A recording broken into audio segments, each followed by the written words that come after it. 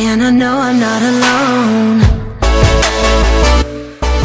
Right then guys, so I am now in Photoshop, and this is mainly the background which I use for all of my thumbnails, and I've just basically edited this background. So if I just quickly hide all of this was the default.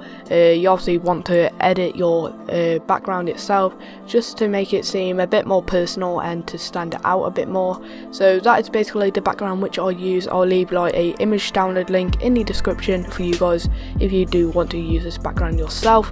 But once I've done that, I sort of just mess around with the sort of lighting. So I'm just going to create a new layer real quick and go on the brush tool, and what I do is sort of get these vibrant colour looks here, and I sort of just go on the brush tool and sort of just go around them, if you know what I mean. So simply like that, and then I change that layer style to overlay, and that just makes it stand out a lot more than what the original sort of look did. So I'm just going to do the same with this blue here.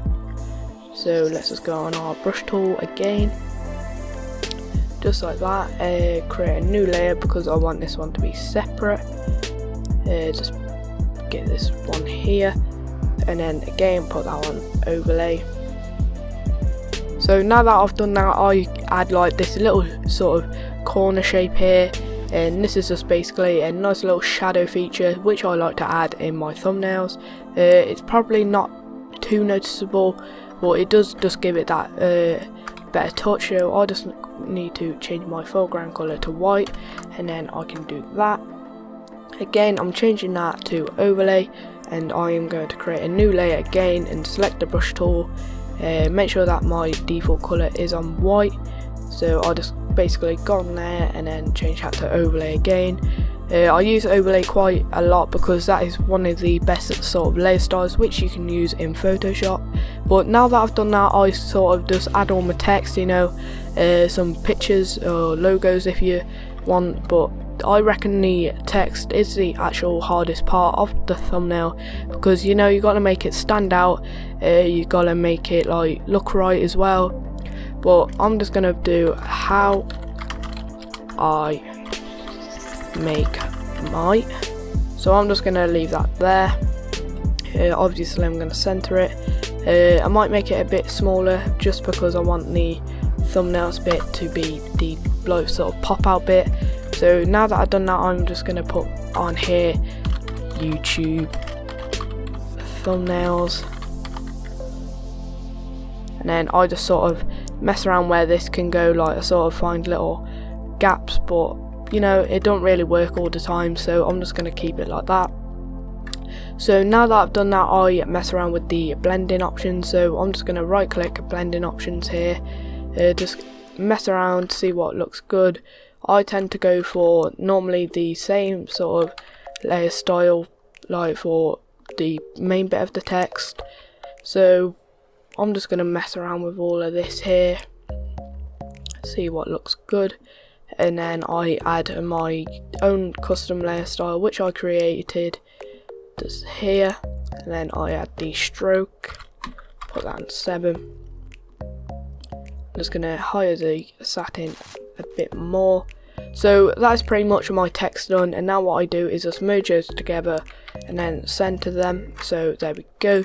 And now what I do is I add the YouTube logo which I have right here, and then I sort of just put these around the whole thumbnail as you'll see me doing right now.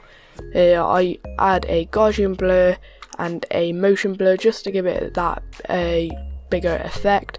So like so, and then I duplicate that, and then I just sort of mess around and put these pretty much everywhere all over the thumbnail itself.